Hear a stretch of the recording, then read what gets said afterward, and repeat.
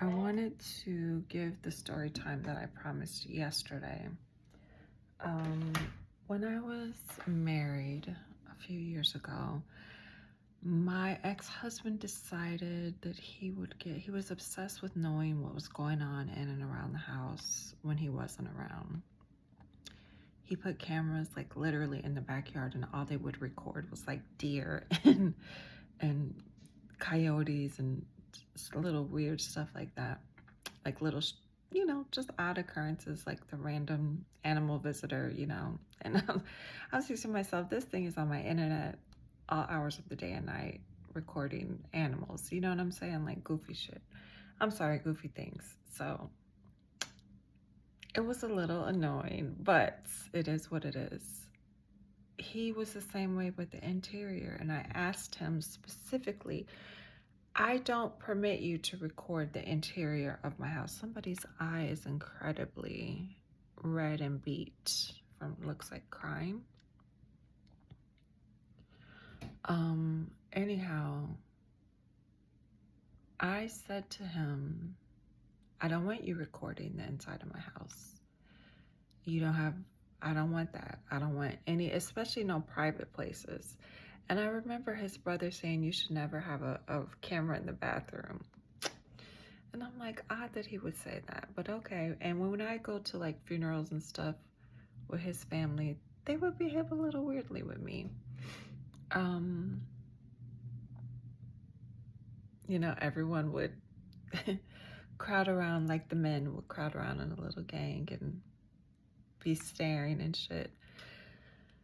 So I think that they already kind of had access to the camera system through one of the other brothers. And then my stepdaughter, when she got pissed at me for me saying that I don't think she's ready to be married because, for reasons I will not disclose here, she got mad and decided, and honestly, I know why she did it, because right before then they almost called their wedding off, okay? Because she was parking her car at my home, getting picked up by one of her cousins and taken to another location so she can cheat on him with someone else. And she would get purses like Louis Vuitton and Gucci purses from someone and say that they were from us, like her dad bought her that. And then to her dad, she'd be like, Chad bought me this. He got a money full of cash just in his drawer because his dad's a doctor. And I know she'd lie for no reason, because she would tell her cousin, she'd tell me, yes, so-and-so asked me, how did you afford this car? And I said, my dad bought it for me. She don't need to know, just little inconsequential lies. Like, nobody cares. Like, if you work and you want to buy yourself a car, do that. You know what I'm saying? I found it to be a silly purchase because she was not, she didn't have like, she was living with her boyfriend's family, basically, like extended stay, like just never went home. You know what I'm saying? And that's just how it ended up being until they got married. So, and then they got their own place for a little while, and then they end up moving back in with the dad, and then they end up moving in with her mom. And I think they've maybe finally got a place now that she came up and started doing that as after she sold my information, access to my interior of my home online, on the basis of she's an evil stepmother. She broke up my mom and dad. That pretense seemed to get her a lot of attention and a lot of likes and, favor, and having that tea or gossip to make her interesting. She kind of named her Instagram after my Instagram. My Instagram was VFlow. She named hers EBFlow, EBFLO_FLO, just like mine. And she ran around using a fake account with my phone number, posting pictures of me that other people, that my niece Faith Nicole Spencer would take.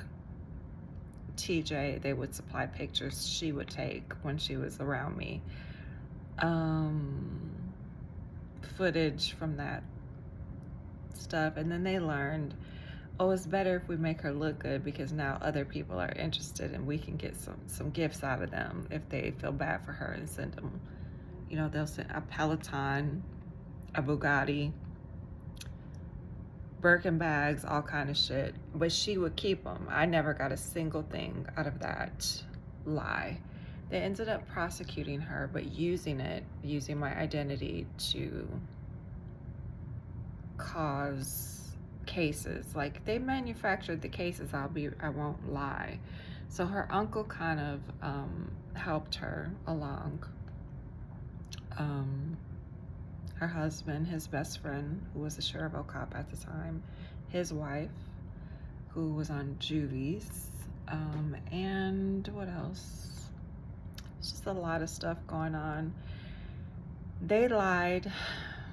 They used my son, caught him up in some marijuana charges, used him to gain access to me because they had to produce me and they could no longer make excuses as to why I couldn't show up, and Ebony was showing up for all these trips and gifts, okay? And they never saw me with the gifts.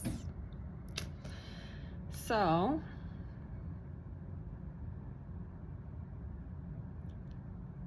they had to produce me, so they used one of my cousins.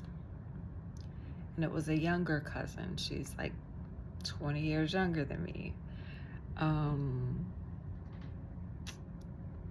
Ebony's 10 years younger than me.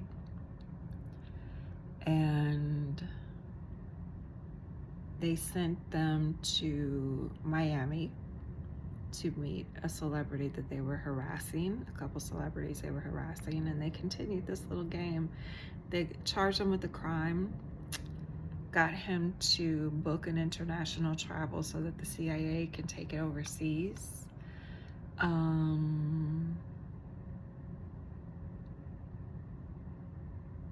And the rest is history. I mean, they went all through the NBA and the NFL with the same scam and scandal and scheme. And those people were able to walk on a deferred prosecution agreement because of their cooperation. And they would pretend like, oh, she doesn't have a job. She needs money. She needs gifts. She can't come because she's sick. She has cancer, whatever. Many cousins actually took part in this. It was so popular that they were able to spread the wealth around, and they ended up paying out quite a few confidential informants on the basis of the success of their case. They get like rewards. They get like a little budget to reward the rats.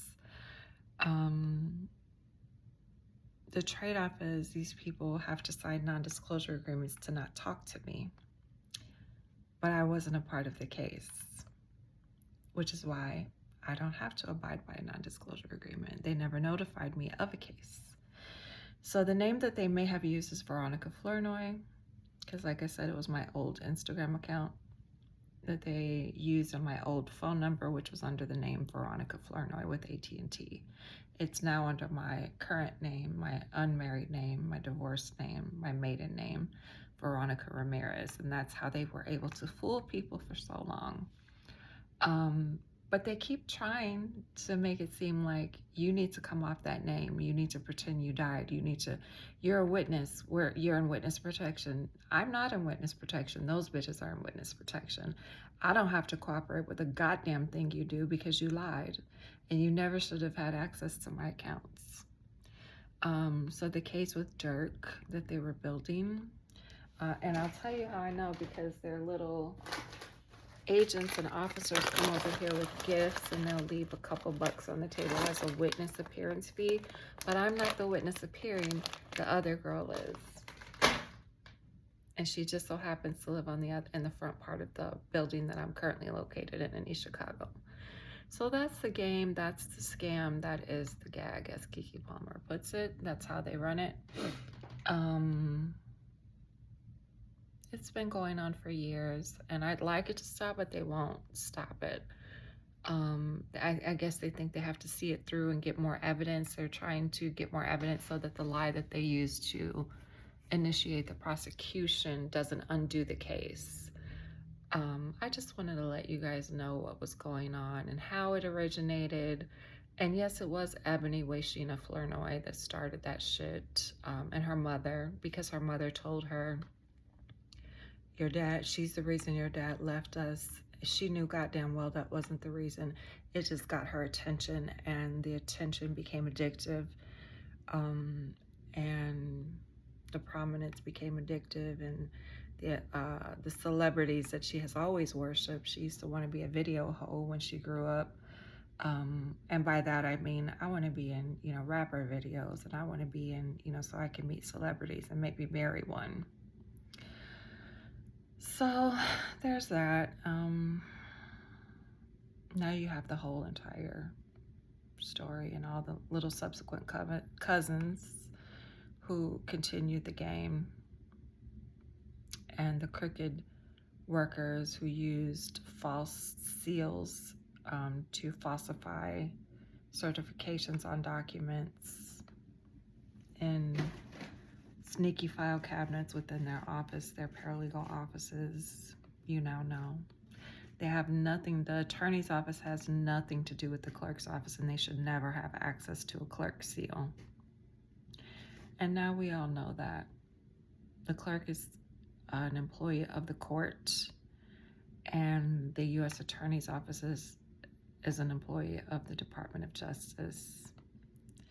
So the federal courts and the Department of Justice are two separate entities for a reason. And they try to keep fairness in the grand jury, but the secrecy thing is murdering their ethics and their credibility, because no one can check them, because all of these warrants are filed under seal. And if they pretend that a witness is a protected person for whatever reason, it makes it difficult to uncover their lies. But I want to make it plain that Veronica Ramirez never granted permission for anyone to use her image, her likeness, her telephone, her privately paid telephone lines, my non-government issued phones, my personally paid government phones. I never had a government issued phone when I worked for them, is what my point is. Nevertheless, my messages were being forwarded to someone else. And then secondly, the monitoring that continued after I moved out of my husband's house was also illegal. And I would say I do not give permission. I was the sole leaseholder on my Whiting apartment. So you did not have permission, and I said it verbally, and you persisted to do it without my consent. So because you knew that no one could dig up the warrant, no one could challenge you, who's going to check you, boo?